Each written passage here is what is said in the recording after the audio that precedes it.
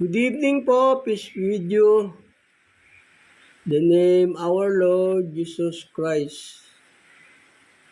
Our topic for tonight, how the mass behavior, the house of God and the heaven. Is that our topic for tonight? How mass behavior, the house of God and the heaven. This is our topic for tonight.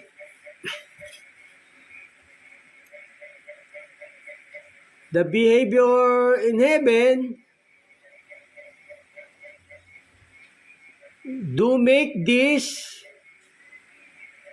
the behavior need to the study the teaching the gospel of God for receive to know you the behavior the heaven need to the study the words of God for known everybody the mixed behavior the house of God and the heaven. This is our topic for tonight. Ayun, kailangan po nating need of study the words of God para alam po natin do the make the behavior in heaven. Para alam po natin ang gagawin nating ugali sa kanyang bahay at sa langit po. Kaya kailangan po nating mag-aral ng full gospel ng God. Ganun po. Para malaman po natin. Kasi mayroong mga tao pong masasama o kaya napapasama, kaya kailangan natin pong mag-aral ng salita ng Diyos para alam natin yung ugaliin natin sa bahay ng Diyos at sa langit. Ganun po. Para po tayo ay maligtas. Kasi kung hindi po natin alam yung aral ng Diyos o baka hindi po tayo maligtas dun. Kasi maraming church hindi pa nila alam kung ano yung uugaliin sa bahay ng Diyos, di ba? Hindi pa nila kasi alam yung ugaliin doon. Maraming church kasi na tinatawag pero hindi pa nila alam ang kanilang ugaliin sa bahay ng Diyos. Kailangan need to know you the behavior, the house of God and the heaven. Need to everyone for the save to our soul. Ganun po. Kailangan po natin yun, malaman ng ugaliin natin sa bahay ng Diyos at sa langit para po ma-save tayo. Kasi marami pong church na hindi pa nila alam ang kanilang ugaliin sa bahay ng Diyos. Ganun po, marami kasing mga bulaan Kaya ito ang tuturo ko sa inyo para malaman nyo kung ang ating ugaliin sa langit. Kasi maraming church hindi nila alam ang ugaliin nila sa langit. Kasi nga marami bulaan Kasi po yung wala na po kasing tunay na church, kundi yung nasa kalooban lang ng Diyos.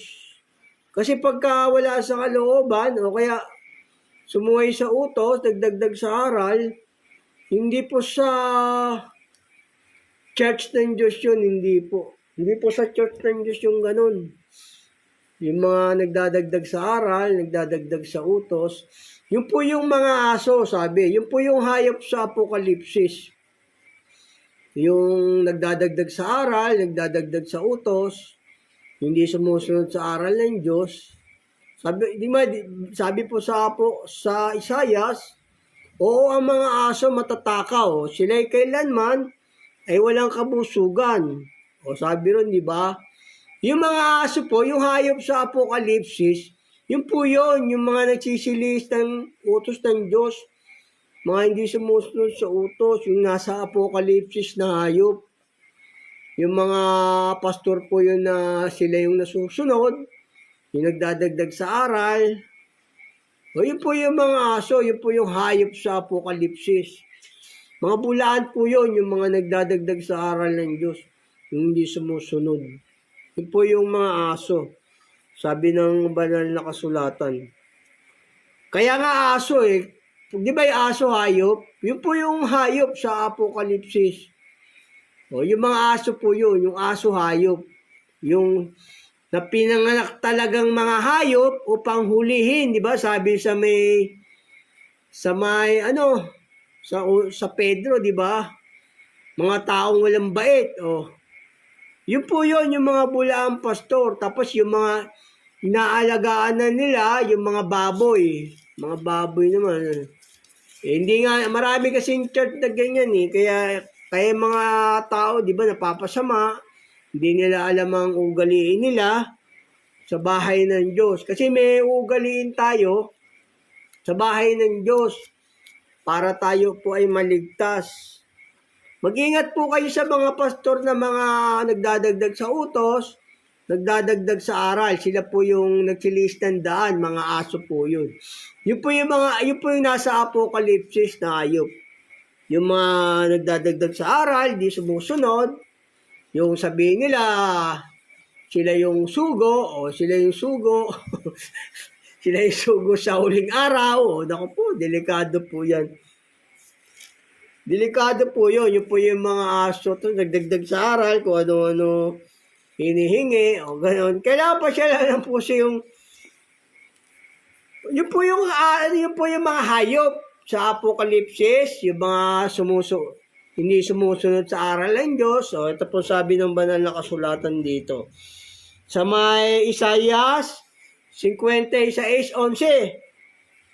Oo, ang mga aso ay matatakaw. Sila'y kailanman ay walang kabusugan. Ang mga ito ay mga pastor na hindi nakakaunawa.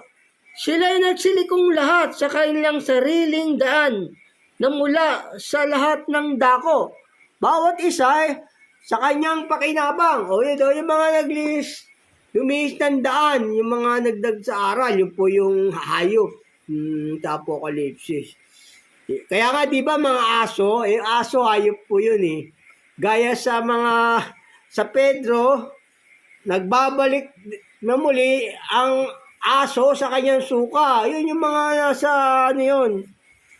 Yun po yung mga aso, kasi mga aso po yung mga nagdadagdag sa aral ng utos Yung mga wala sa kalooban ng Diyos. Yung leader nila na susunod.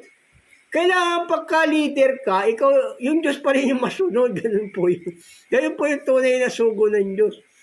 Kahit leader, Diyos pa rin ang nasusunod. Sa buhay ko, Diyos ang nasusunod. Kung ano, sa buhay ko, hindi naman ako nasusunod yung Diyos Pag may gusto ko, yung ayaw ng Diyos, hindi ko po ginagawa yun. Yun po yung tunay na sugo na yung pastor nyo, sila yung nasusunod Ayun po yung mga aso sa ayun po yung hayop sa Apokalipsis Yung mga nagdadagdag sa aral ng Diyos. Diba? Ayun po yung mga hayop sa Apokalipsis. Kasi maraming iglesia, hindi nakakaalam sa pagkaalam ng katotohanan. Kaya hindi nila yung ugaliin nila sa bahay ng Diyos May ugaliin sa bahay ng Diyos. Healthy behavior in the house of God, in the kingdom of heaven. Makes there the behavior. Hindi nila alam eh. Di ba ito sabi ng Diyos dito. Kasi hindi nila alam oh.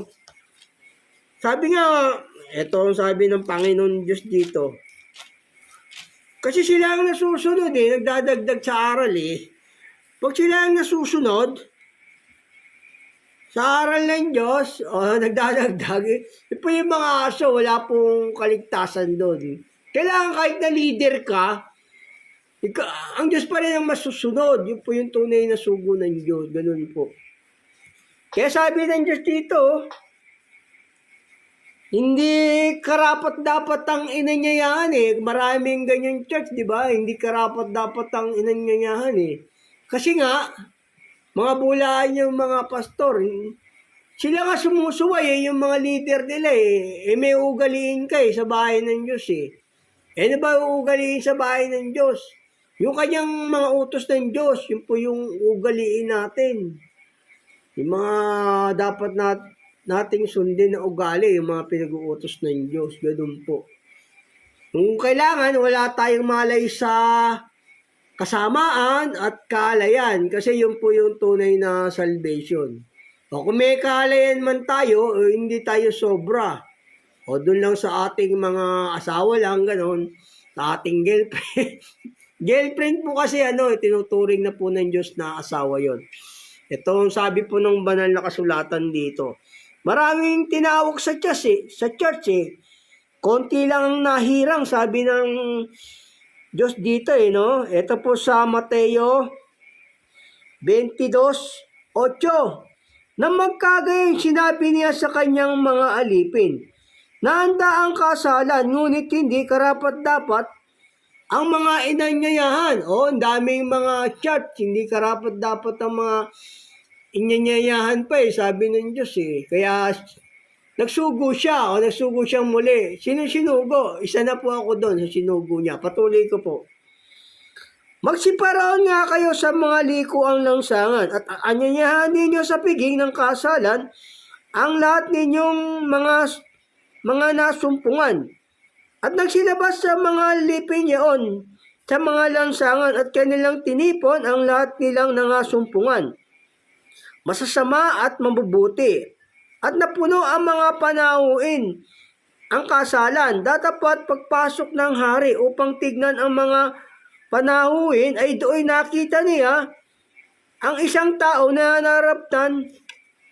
hindi nararamtan ng damit kasalan. At sinabi niya sa kanya, kaibigan, ano pa't pumasok ka rito na walang damit kasalan? At siya'y naumid. Naumid siya kasi wala siyang maisagot eh. Kasi nga may ugaliin sa bahay ng Diyos. Nang magkagayon, sinabi ng hari sa mga naglilingkod, gapusin ninyo ang mga paa at mga kamay niya at itapon ninyo siya sa kadiliman sa labas. Diyan na nga ang pagtangis at ang pangangalit ng ngipin. Sapagkat marami ang tinawag, datapat kakaunti ang mga nahirang. Kakaunti ang mga nahirang eh. Kasi karamihan sa mga tinatawag sa church hindi pa nakabihis eh, sa damit kasalan eh. Marami kasing mga church, mga hindi pa nakararating sa pagkaalam ng katotohanan. Kaya sabi ng Diyos dito, marami ang mga tinawag, datapat kakaunti ang mga nahirang. Kaunti lang yung nahirang eh. Kasi nga hindi nila alam yung ugali. Di ba, sabi nga na laging nagsisipag-aral at kailan pa man, hindi nakararating sa pagkaalam ng katotohanan. Hindi kaya itinapon yung isa rito kasi hindi nakadamit kasalan eh.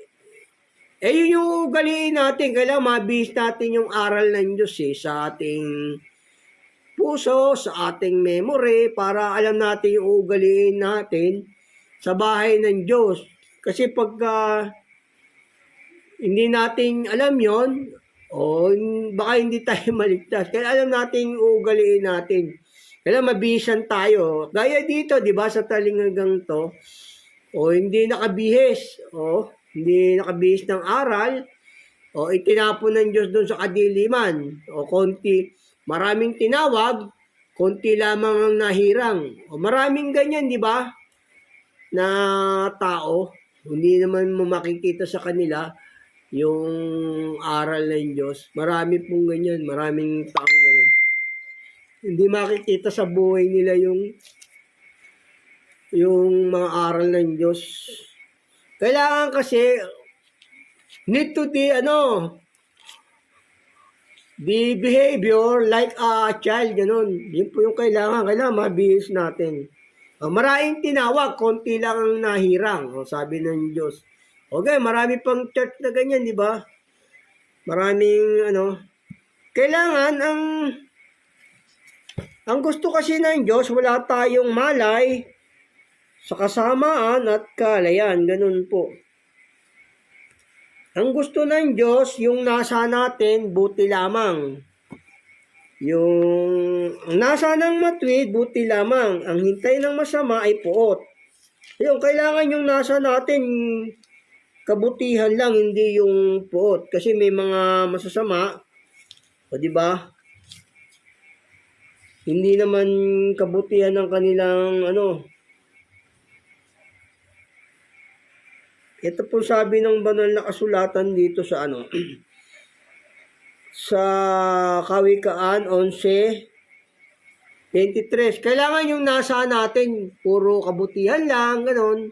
Walang kasamaan at puot. Ito po sabi sa Kawikaan. At saka alam natin yung aral ng Diyos at sinusunod natin. Sabi nga ng Panginoong Yesus, ang dumirinig ng aking salita at mga tupad nito, ay matutulad sa isang tao matalino na itinayo ang kanyang bahay sa pinakamalalim o bumaha, umipang hangin o hindi natangay yung kanyang bahay kasi yun nga yung matalino Ayaw ng Diyos yung mangmang. Ito, kailangan nasa natin yung buti lamang tapos wala tayong malay sa kasamaan at kalayan. O kung may kalayan tayo sa asawa lang, ganun. O kaya hindi tayo mahalay sa masakim na pakinabangan, ganun ba? Yun po yung gusto ng Diyos. Yung nasisiyan tayo sa ating tinatangkilik, yun po yung sa utos ng Diyos. Ito po sa Kawikaan 11:23. Ang nasa ng matuwid ay buti lamang. O yun dapat yung nasa natin, puro kabutihan lang. Kasi di ba merong mga tao nagpapasama ng kapwa, di ba? O, sabi nga, ang masama, dumadaya sa kanyang kapwa. Pinapatnubayan na siya sa dang hindi matuwid o hindi mabuti. Di ba? Merong ganyang kapwa di ba? Yung bang naninira ng kanyang kapwa. Merong ganyan, di ba? Naninira ng kapwa. Yung pinasasama niya yung kapwa niya, ichichismis na kung ano-ano, para palabasin siya yung tama. O, merong ganun tao, di ba? O, merong ganyan Papalabasin mo, ikaw yung mabuti. Pero, naninira ng kapwa. O, merong ganun tao, mga naninira talaga ng kapwa. Para palabasin siya, palabasin niya siya yung mabuti. Ganun, di ba? Kailangan yung nasa natin yung kabutihan lang, hindi po yung kasamaan. Ito po sabi ng banal na kasulatan, kasi may mga tao talagang masasama. Meron taong masama, meron naman taong napasama lang dahil hindi nila alam yung aral ng Diyos. Kailangan mag-aral tayo ng salita ng Diyos para malaman natin yung ugaliin natin sa bahay niya at saka sa langit. Kasi may mga tao talagang nagpapasama ng kapwa, di ba? Merong ganun. Gaya sabi rito, di ba sabi rin sa banal na kasulatan, pinapatay ng bibig ng masama ang kanyang kapwa, di ba? Ito sabi ng banal na kasulatan dito naman, dito sa Kawikaan 16:28. Ang mangdarayang tao nagkakalat ng pagtatalo. Ay 29 pala yun. Ang taong marahas ay dumadaya sa kanyang kapwa. Pinapatnubayan niya siya sa daang hindi mabuti. Ayun may taong mga masama, di ba? Pinapatnubayan niya yung kapwa sa daang hindi mabuti. Pangit po yung ganong ugali. Kailangan turuan mo yung bata sa daan na dapat niyang lakaran. Kasi may mga taong nagpapasama ng kapwa, di ba? Ito, oh. Dahil sabi ng banal na kasulatan dito. Dito po sa Kawikaan 16:29. Ang taong marahas ay dumadaya sa kanyang kapwa. Pinapatnubayan niya siya sa daang hindi mabuti. O yun, no? May mga taong masasama talaga no? Pasasamain ka. Meron po niyan yung mga taong masasama. Kaya kaya inaaral po sa inyo to. Para matuto po tayo ng kaugalian sa langit, ganon. Meron talagang naninira ng kapwa. Kaya kailangan matuto po tayo ng ugali matuto po tayo ng papunta sa langit. Yun po yung utos ng Diyos. Kasi may mga taong gaya rito sa no. May mga taong kasing mga kularal o napapasama, kaya hindi, lahat po kasi ng masama, lilipulin ng Diyos yun. Kaya kailangan, matuto po tayo ng ugali sa langit at sa bahay niya.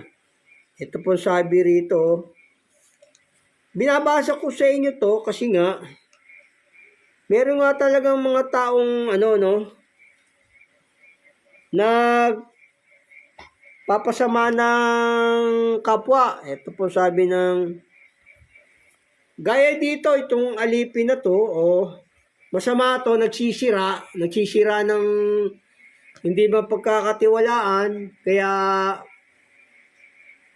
inalis ng Panginoon. Ito po sa Lucas 16:1.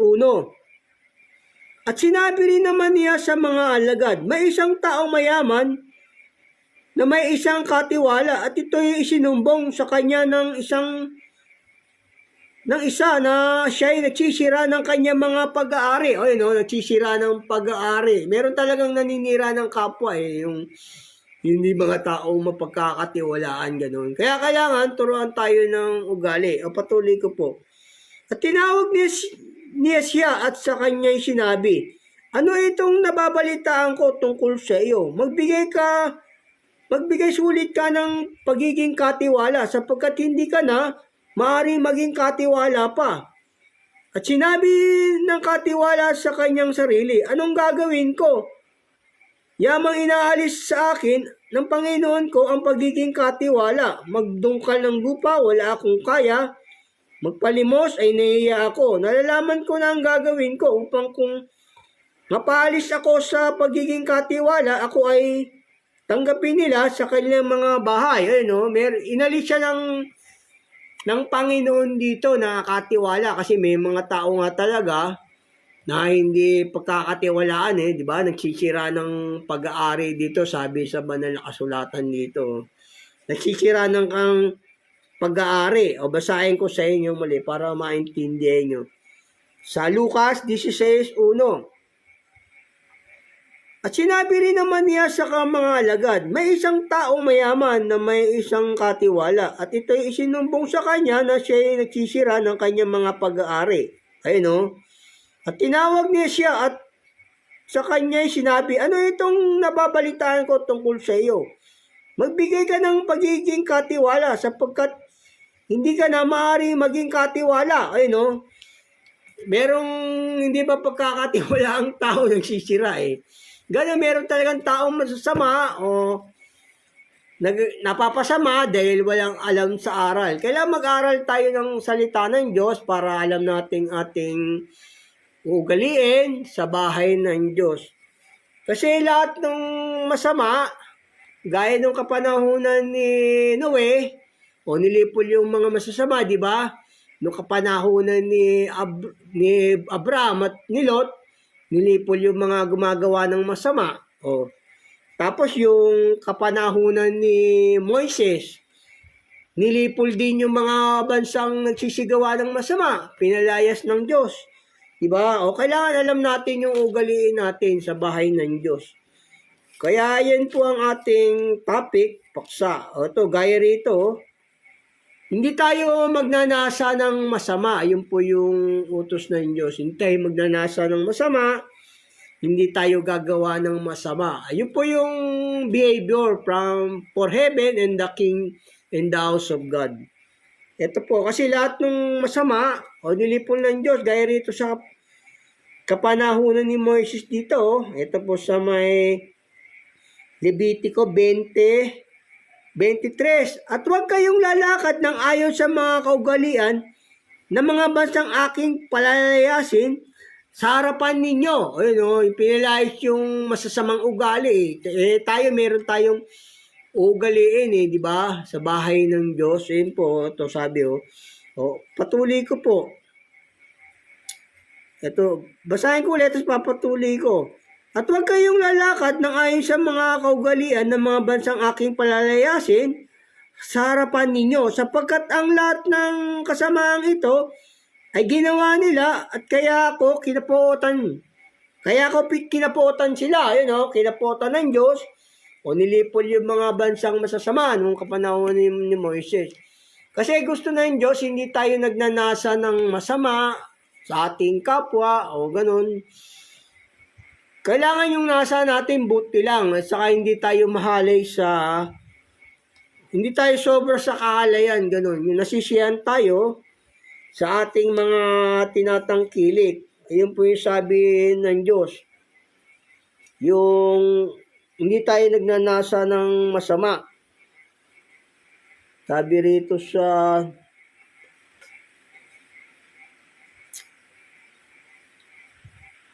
kasi ayaw ng Diyos yung nagsipagnasa ng masama.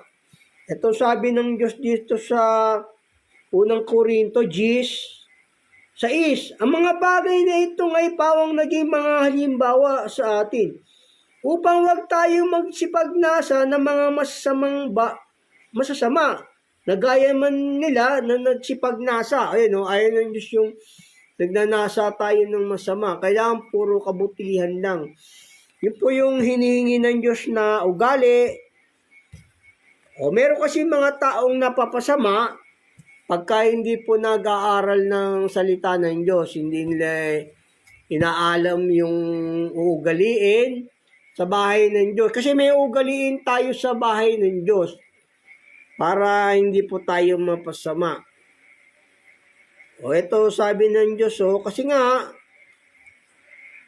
kasi ang tao pagka yung walang alam sa aral ng Diyos, napapasama, nagiging masama pagka hindi siya sumusunod sa utos ng Diyos. Ito po sabi ng banal na kasulatan. Pag wala kasing alam sa aral ng Diyos, napapasama nagiging masama. Ganun. Kailangan alam natin yung aral ng Diyos, yung hindi tayo mangmang. Ito sabi ng banal na kasulatan dito. Kasi meron tayong ugaliin sa bahay niya, sa bahay ng Diyos. Ito po sabi sa Ecclesiastes 5:1. Ingatan mo yung paa pagka ikaw ay napapasabahay ng Diyos, sapagkat ang paglapit upang makinig ay maigi, kaysa magbigay ng hain ng mga mangmang, sapagkat hindi nila nalalaman na sila nagsisigawa ng kasamaan. May mga mangmang na tao, di ba? Hindi nila alam, nagsisigawa sila ng kasamaan, sabi ng Diyos dito. Kasi nga, hindi nila alam yung aral, napapasama sila, nagiging mangmang. Kailangan mag-aral ng salita ng Diyos para malaman yung utos, hindi mapasama, hindi mga mangmang. Kasi pagka hindi ka nag-aral ng salita ng Diyos, ang sabi ng Diyos doon, mangmang ka, mangmang ang tao. At saka, pagka hindi po nag-aral ng salita ng Diyos, sa diablo po yun. Sabi nga ng Diyos, ang sa Diyos ay nakikinig ng salita ng Diyos dahil dito hindi nyo dinirinig. Dahil hindi kayo sa Diyos, di ba? Sa inyo kanyang amang diablo. Kaya nakikinig ka ng salita ng Diyos, sinusumunod mo. Kasi pagka yung hindi ka nakikinig ng salita ng Diyos, hindi ka nag-aaral, O mangmang ka nun, sabi ng Diyos, ng banal na kasulatan. Ito po sabi ng banal na kasulatan dito. Dito po sa unang Korinto, kailangan mag-aral ng salita ng Diyos para maging taong matalino. Matutulad siya sa taong matalino pag sumunod sa utos ng Diyos. Kasi kung ayaw mong kilalanin yung aral ng Diyos, yung Ebanghelyo, o mangmang ka nun, ayon sa Biblia, sabi ng Diyos. O mapapasama ka, tapos mangmang ka pa. Ito sabi ng banal na kasulatan dito. Sa unang Korinto 14:38, datapat kung ang sino man ay mangmang, ay manatili siyang mangmang. O mananatili kang mangmang. Sabi kung ayaw mong kumilala sa Ebanghelyo, mananatili kang mangmang nun. Ganun po. Kailangan kumilala ka sa aral ng Diyos para kilalanin mo, sundin mo, makinig ka, o yun. Para matulad ka sa isang taong matalino. Kasi may ugaliin tayo sa bahay ng Diyos. Ayaw ng Diyos na tayo'y mangmang, gusto niya matalino. Kailangan tinuturuan ng buong karunungan ng Diyos para maging matalino. Tapos susundin. Ito po sa sa Epeso, ayaw niya yung tao, mangmang di ba sabi rito, di ba? Kasi pagka ayaw mong kumilala sa Diyos, sumunod, o mananatili kang mangmang. Kasi ayaw ng Diyos na tayo mangmang dito po sa Epeso 5:17. Kaya huwag kayong maging mga mangmang, kundi unawain ninyo kung ano ang kalooban ng Panginoon. O ayaw ng Diyos na tayo mangmang Kailangan ang mangmang yung ayaw sumunod sa aral ng Diyos. Ayaw makinig, ayaw kumilala sa aral, o mangmang sa Diyos yun. Sabi ng banal na kasulatan sa 14 ng unang Korinto 38. Ayaw ng Diyos yung mangmang. Di ba sabi rin sa Ecclesiastes na hindi nalalaman ng mga mangmang na sila'y nagsisigawa ng kasamaan. O para hindi ka makagawa ng kasamaan, kasalanan, o yung kasamaan, kasalanan po yun. Para hindi ka makagawa nun, o mag-aral ka ng salita kasi meron tayong ugaliin sa bahay ng Diyos. Ganun po. Para maligtas ka, kailangan nakabihis ka ng aral. Yung alam mo yung aral ng Diyos, o sinusunod mo. Kasi meron tayong gagawin sa bahay ng Diyos. Ito po sabi sa banal na kasulatan dito. Sa unang Korinto 3:15. Ngunit kung ako'y magluwat ng mahabang panahon, upang maalaman mo kung paano dapat sa mga tao na ugaliin nila sa bahay ng Diyos na siyang iglesia ng Diyos na buhay at sa liga ng katotohanan. Meron tayong gagawing ugali doon sa bahay ng Diyos. Ang gusto ng Diyos na ugali, yung sumusunod tayo sa kanyang utos, sa kanyang kalooban, yung wala tayong malay sa kasamaan at kalayan. O hindi ka mahalay sa masakim na pakinabang, ganon. O hindi ka mahalay sa babae, sa lalaki, nasisiyahan ka sa asawa mo, ganon. Gusto yun ng Diyos yung ganon. Yun po yung gusto ng Diyos na ugali natin sa kanyang bahay at sa langit. Yun po yung ugaliin natin sa kanyang bahay at sa langit. Para alam niyo po. Para need to know to the behavior, the house of God and the kingdom of God in heaven, need necessary to study the words of God, the full gospel, for your salvation, for our salvation. This is. Kailangan po mag-aral ng salita ng Diyos para malaman natin yung ugaliin natin sa kanyang bahay. Ganun po. Basahin ko sa inyong muli. Dito sa unang Timoteo 3:15. Ngunit kung ako'y magluwat ng mahabang panahon, upang maalaman mo kung paano dapat sa mga tao na ugaliin nila sa bahay ng Diyos na siyang iglesia ng Diyos na buhay at sa liga ng katotohanan. Haligi at suhay ng katotohanan, yung sa ibang salin na naman, haligi at saligan ng katotohanan, ganun po. Yan, may ugaliin po tayo sa kanyang bahay. Ang gusto ng Diyos na ugali natin doon, yung wala tayong malay sa kasamaan at kaalayan. Yung nasa natin, kabutihan lang, ganun po. Kasi nga, may nagpapahamak ng kapwa, di ba? Ang masama, dumadaya sa kanyang kapwa. Pinapatnubayan niya siya sa daang hindi mabuti. Di ba, meron yan. Chinichismis yung kapwa niya. O di ba, pinapasama. O ganun. Para palabasin siya yung mabuti. Di ba? Meron mga ganun tao no? Pasasamahin kayo para palabasin siya yung mabuti. Merong ganyan. May ganun po tao Kaya ang ugaliin natin yung utos ng Diyos, yun po yung ugaliin natin. Para yung wala tayong malay sa kasamaan at kaalayan. Yung tutulad po tayo sa bata, ito po sabi ng banal na kasulatan dito. Para pursue you to the salvation, ganun, kailangan maging gaya tayo sa bata. Like your child, baby, sabi ng Panginoon dito. Ito po sabi ng banal na kasulatan dito. Dito po sa Mateo 18:1 hanggang 5. Nang oras na yaon, ay nagsilapit ang mga alagad kay Jesus na nagsasabi, sino nga ba ang pinakadakila sa kaharian ng langit? At pinalapit niya sa kanya ang isang maliit na bata. At inilagay sa gitna nila at sinabi, katotohanan ang sinasabi ko sa inyo, malibang kayo'y magsipanumbalik at maging tulad sa maliit na bata, sa anumang paraan na hindi kayo magsisipasok sa kaharian ng langit. Sino man nagpapakababa gaya ng maliit na batang ito, ay siyang pinakadakila sa kaharian ng langit.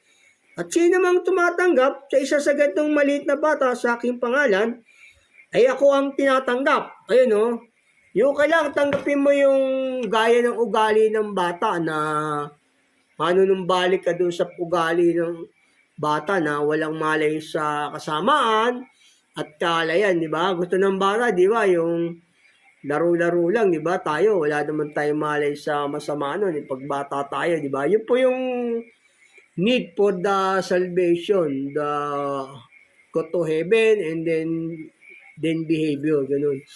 Yun po yung kailangan maging tulad tayo sa bata na walang malay sa kasamaan at kaalayan. Ganun po. Gaya rin dito sabi sa unang Korinto ni Apostol Pablo. Ito po sabi ni Apostol Pablo rito.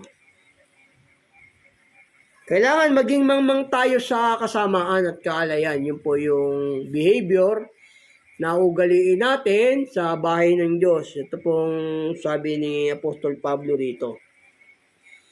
Dito po sa unang Korinto 14:20. Mga kapatid, huwag kayong magpakabata sa pag-iisip.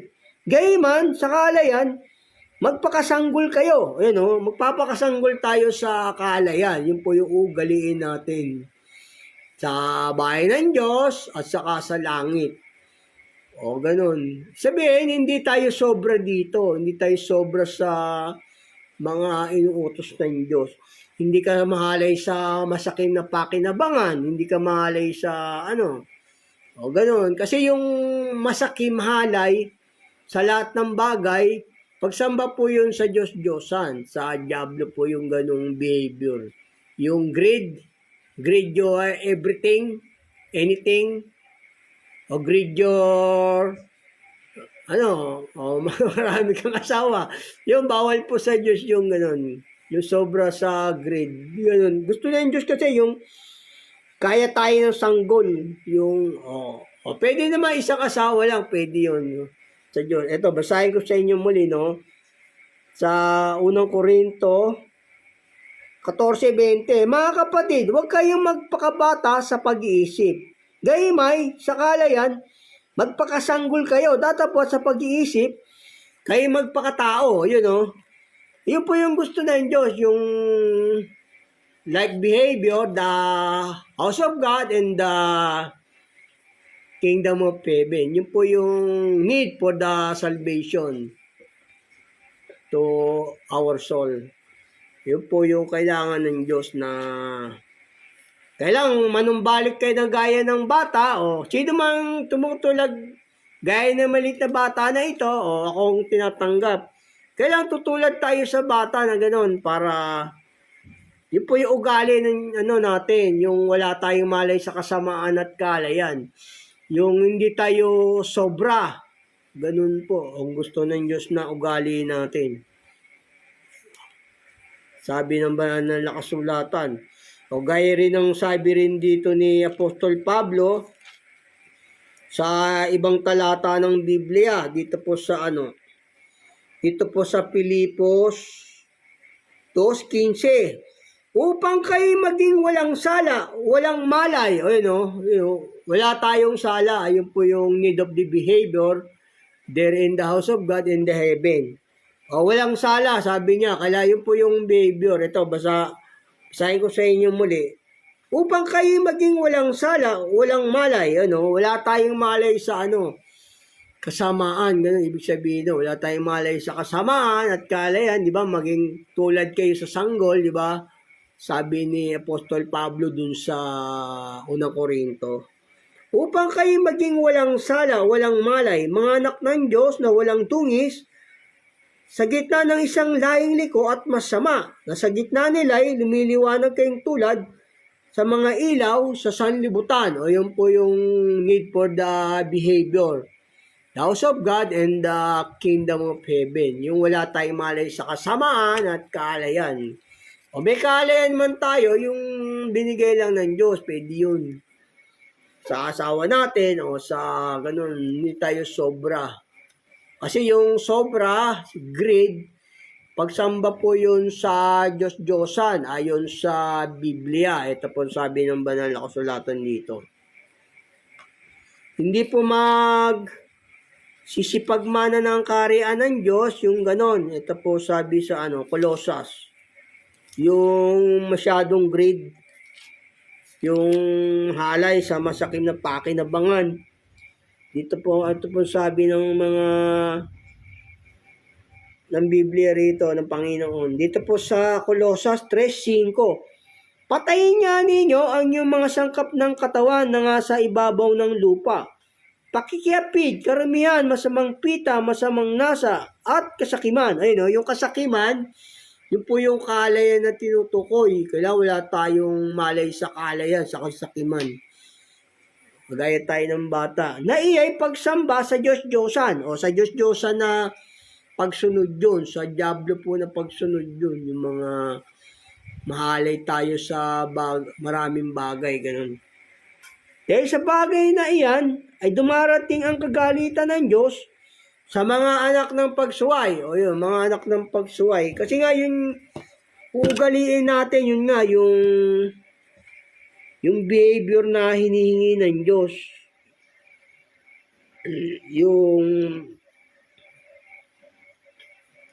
Ang Diyos natin, stricto siya sa batas. Ayaw niya yung stricto ang Diyos sa batas. Ayaw niya yung sumusuway ka, ganun po. Ayaw ng Diyos po nun. Ayun, kailangan ng gano'n. Kasi nga, mayroong mga taong mga masasama, di ba?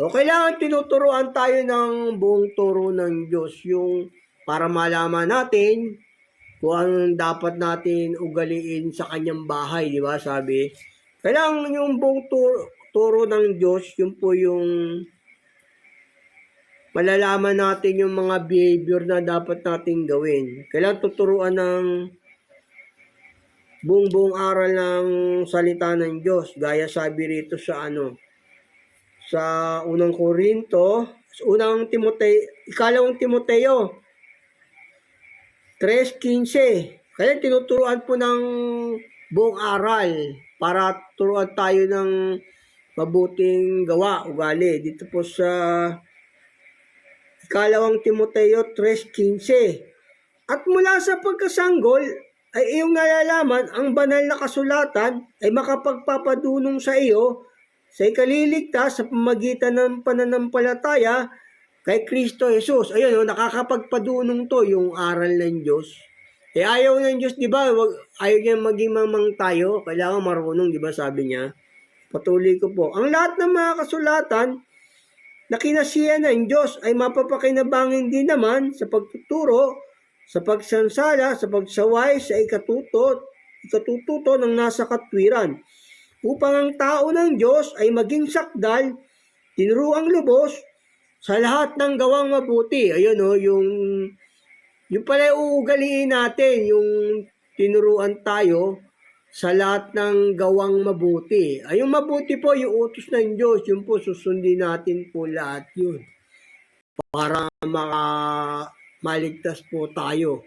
Pero andyan naman yung Panginoong Yesus, pagka yung hindi naman nakatupad, kasi nga, wag lang nating sasadyain yung kasalanan. Siya yung ikatutuwid ng bawat sumasampalataya. Basta susunod lang po tayo. Yun po yung hinihingi ng Diyos na behavior, yung wala tayong malay sa kasamaan at kalayan. Tinuturuan ng buong aral ng Diyos. Kasi may mga taong masasama, di ba? Ng mga naninira ng kapwa. Ganun. Meron kasi kung kakilala, hindi alam yung aral ng Diyos. Di alam po yung aral ng Diyos. Kasi yung taong yon, yung tanim ng kapwa niya, di ba? Ninanakaw niya yung bunga, tapos pinapatay pa yung puno. Bawal sa Diyos yung gano'n, yung pinapatay mo yung bunga ng puno, tapos ninanakaw mo yung bunga, tapos pinapatay mo pa yung puno. Utos ng Diyos yun eh. Hindi alam kasi ng mga mangmang, di ba sabi, na sila'y nagsisigawa ng kasamaan. Ganun po, kasi may taong ganun eh, ninanakaw na yung bunga ng puno, pinapatay pa yung puno. Meron po akong kilalang ganun eh. Kaya tuturo ko po sa inyo itong sabi ng banal na kasulatan dito. Ninanakaw niya na, tapos pinapatay pa yung puno, hindi siya nagtanim, ganun. Ang utos ng Diyos, pag na-damage mo yung pag-aari ng yung kapwa, magbabayad ka kasi kasalanan sa Diyos yung sumasalangsang sa utos, di ba? Kasalanan po sa Diyos yun, ang kasalanan po kasi yung pagsalangsang sa utos. Utos ng Diyos to Kasi yung utos ng Diyos, huwag mong pakikialaman yung mga bagay ng kapwa mo, masama yun. Masama po yun, yung pinakikialaman mo yung bagay ng kapwa mo. Halimbawa, nagtanim ka, hindi naman ikaw yung nagtanim. Tapos, kinukuha mo yung bunga, pinapatay mo pa yung puno. Bawal sa Diyos yun, kasi merong may-ari nun na nagtanim. Ito kasi, itong nasa Biblia, pagka merong nasunog kang paninim ng kapwa mo, babayaran mo yun. Halimbawa, sinadya mo pa, babayaran mo yun, kasalanan ka pa sa Diyos nun. Ganun, Kasi ito yung sabi ng banal na kasulatan basahin ko sa inyo. Kasi meron nga po akong kilala. Pinapatay niya yung puno, ninanakaw pa yung bunga. Hindi niya alam, kasalanan sa Diyos yun. Di ba? Kaya sabi nga, tuturuan kayo ng buong aral ng Diyos, di ba? Tinuruang lubos sa lahat ng gawang mabuti. Utos ng Diyos yun Huwag mong pakilaman yung bagay ng kapwa mo O yung nadamage mo yung pag-aari ng kapwa mo, bayaran mo. Ganun. Yun po yung utos ng Diyos Ito, halimbawa, nasunog mo yung pananim niya. Magbabayad ka. Sinadya mo, kasalanan mo yon, magbabayad ka pa. Kasalanan po yon. Kasi may gumagawa nun, yung puno, pinatay yung puno, tapos yung ninanakaw pa yung bunga, bawal po yun Ito sabi ng banal na kasulatan dito. Sa Exodo 22:6. Kung may magningas ng apoy at matangay ng mga tinik na anupat ang mga madala o ang mga uway o ang bukid ay masunog, ay tunay na magbabayad yaong nagpaningas ng apoy. O yun o, nasunog mo yung pananing ng kapwa mo, magbabayad ka. Di ba, magsunog ka ng bahay. Ang kaso mo sa Pilipinas, arson. O, nagsunog ka ng bahay, kaso mo arson. Eh, nasunog mo yung pananim, o magbabayad ka, sabi ng Diyos dito. Eh, meron dyan tao, pinapatay pa yung pananim ng kapwa niya, hindi naman siya nagtanim, oh. Ninanakaw pa. Yung kasalanan yung ginagawa niya, hindi niya alam. Kaya tinuro ko po sa inyo to para malaman nyo. Asa kung mapanood niya, di ba, alam niya, nagkakasala siya sa Diyos. Ganun. Ganun po, kailangan yung pananim ng ating kapwa o bagay ng kapwa, hindi po natin yung pakikialaman kasi ayaw ng Diyos yung nakikialam din tayo sa bagay ng ating kapwa. Eh, bawal po sa Diyos yun. Oh. Ayun o.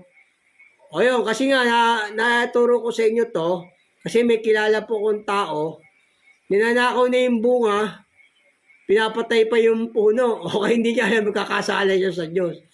Ito kasi yung utos ng Diyos, pag nasunog mo yung halaman ng kapwa mo, yung pananim niya, trigo, o magbabayad ka sa kapwa mo, o kaya kasala ka pa, ganun. Kaya naturo ko sa inyo to po. Ito, basahin ko sa inyo muli, no?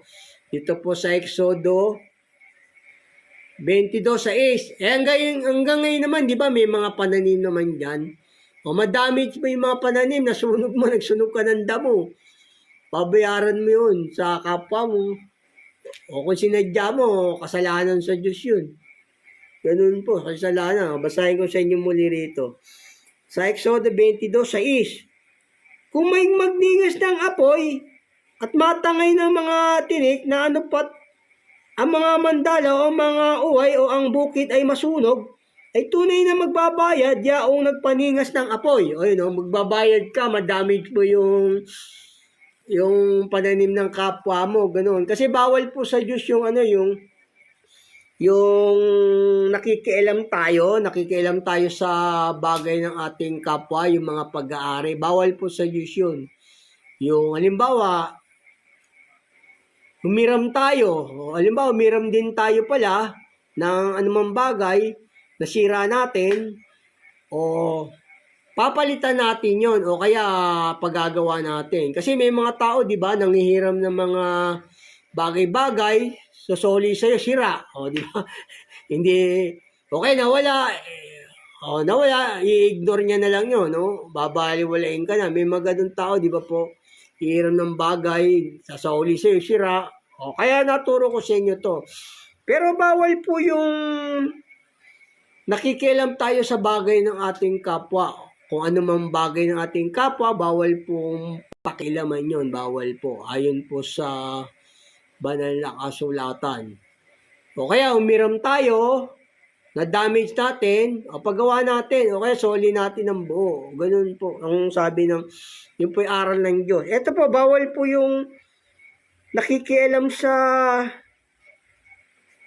bagay ng kapwa. Ito po sabi ng banal na kasulatan dito. Bawal tayong nakikialam sa bagay ng ating mga kapwa. Dito po sa ikalawang Timoteo 3:11. Ikalawang Timoteo 3:11. Bawal po yung nakikialam sa mga bagay ng kapwa. At Tesalonica pala, sa ikalawang Tesalonica 3:11.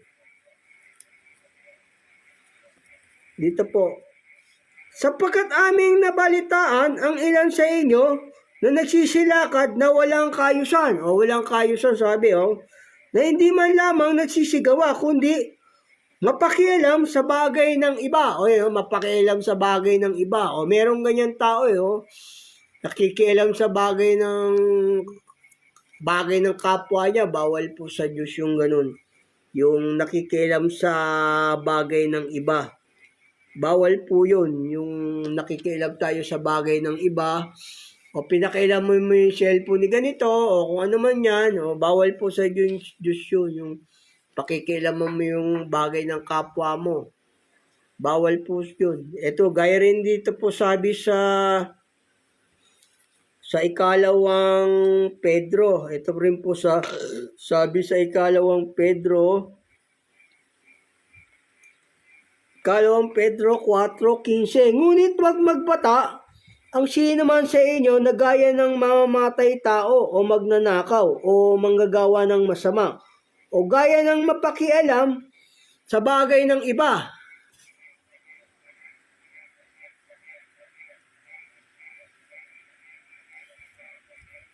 O yung bawal po yung nakikialam sa bagay ng kapwa.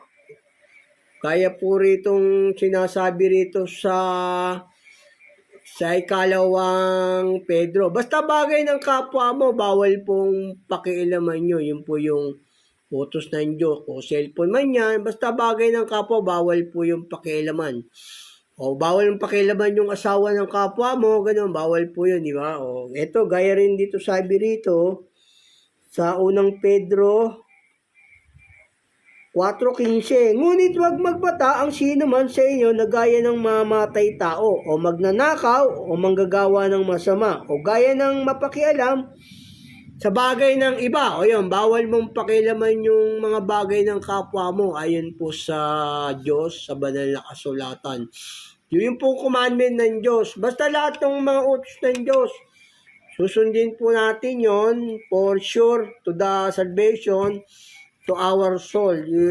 Is need to the necessary about the mixed behavior, the house of God, and the kingdom of heaven. Yun po yung ugaliin natin. O yun po yung ating paksang tapos. Our topic for tonight is done. Marami po tayong ugaliin sa lahat po ng utos ng Diyos. Yun po yung ating dapat na behavior. Yung wala tayong malay sa kasamaan at kahalayan at saka hindi tayo nakikilam sa bagay ng ating kapwa. Marami pa kasi itong ituturo ko sa inyo ito kung dadagdagan ko pa. Yung alin yung natin dito, net natin, medyo nag-aano na siya nag-a-alarm na siya kaya yun po yung ating paksang natapos, yung the mass, the behavior there in heaven. Yung paksang ating natapos po. God bless po, ingat po. Thank you for watching this, for joining this. The discussion, the teaching God from the gospel. God bless, thank you po for joining, watching this. Ingat po, God bless po.